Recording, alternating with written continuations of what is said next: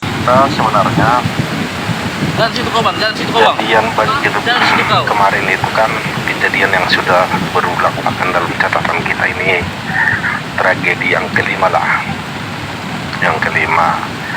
Dan sejak awal ya, kejadian peristiwa pertama sebenarnya sudah ada ditemukan dugaan bahwa penyebab banjir pertama itu karena berkurangnya tutupan hutan di sekitaran Bangundolo. Ya. Bangundolo kan, dan itu sudah kita sampaikan ke pemerintah supaya dilakukan tindakan yang sangat serius untuk mencegah penebangan hutan dan di sekitaran Bangundolo. Karena kalau itu tidak dilakukan tindakan serius, maka bencana itu akan terus terjadi dan terbukti. Sekarang investigasi yang kita lakukan 2021 sudah terjadi lagi 3 kali kan dalam catatan kita. Itu yang pertama. Nah, yang kedua, tanggapan kami terkait peristiwa kemarin ini enggak persis seperti yang disampaikan Eborus. Ini bukan soal hujan,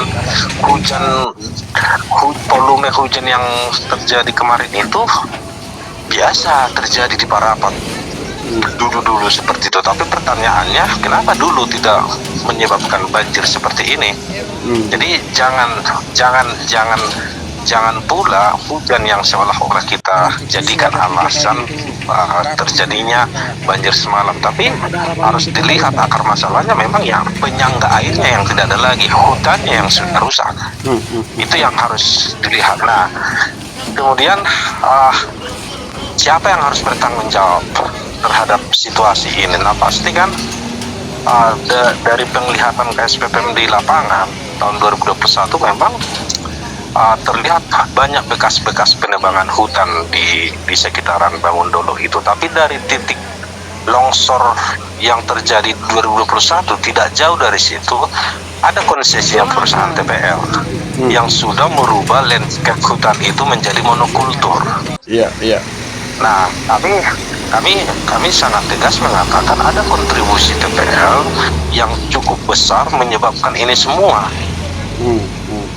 Jadi tidak bisa juga TPL mengelak bahwa tidak ada kaitannya keberadaan konsesi mereka terhadap situasi hari ini. Karena bicara landscape itu nggak bicara hanya di titiknya saja, tapi itu ya saling, ekosistem itu kan saling mempengaruhi.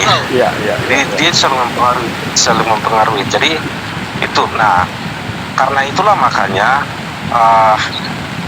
cukup kita sesalkan misalkan TPL pada hari ini dan kejadian peristiwa-peristiwa sebelumnya tidak pernah bertanggung jawab atas situasi ini, bahkan cenderung mengelak selalu. Nah, tapi yang paling kita sesalkan juga adalah pemerintah. Ini kan sudah kejadian yang kelima, mestinya kan sudah harus ada Mitigasi, evaluasi yang serius terhadap pihak-pihak yang melakukan upaya pengrusakan di sana, termasuk kepada TPL. Nah, itu yang nggak pernah dilakukan oleh pemerintah. Jadi himbauan sekaligus harapan kita ke depan, kalau bencana ini mau kita hentikan, maka harus ada evaluasi menyeluruh terhadap situasi Parapat ini, terhadap pihak-pihak, bukan hanya perusahaan, tapi ya individu-individu, perusahaan juga harus dilakukan evaluasi secara serius untuk menghentikan pengrusakan hutan ini. Dan yang sudah rusak ya harus diperbaiki kembali. Jadi apa yang dilakukan pemerintah selama peristiwa-peristiwa sebelumnya ini kan hanya respon tanggap bencana saja, hanya untuk merespon kejadian, tapi tidak ada upaya untuk membuat bencana ini tidak terjadi lagi. Itu yang kupikir hari ini itu harus kita rubah polanya. Jadi oke, sekarang benar, masyarakat butuh respon cepat dari semua pihak atas bantuan lah apa dan segala macam, tapi tidak boleh lagi kita hanya berhenti pada respon seperti itu. Respon yang paling penting adalah kita harus meninjau kembali hutan-hutan yang sekitar Parapat, karena ini sangat rentan.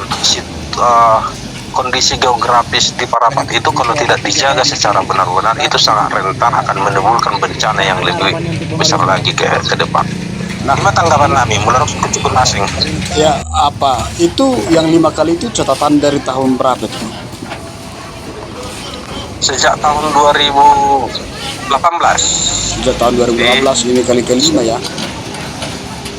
Iya, kali kelima. Nah, mungkin aku bisa akan bacakan mungkin sedikit ya peristiwa bencana. Jadi pertama 15 Desember 2018, Ya. kemudian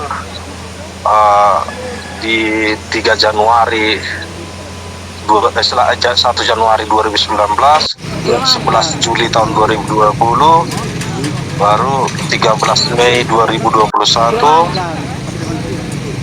baru yang terakhir ya ini 16 Maret ini. Download Oke, Tribun oke, X sekarang.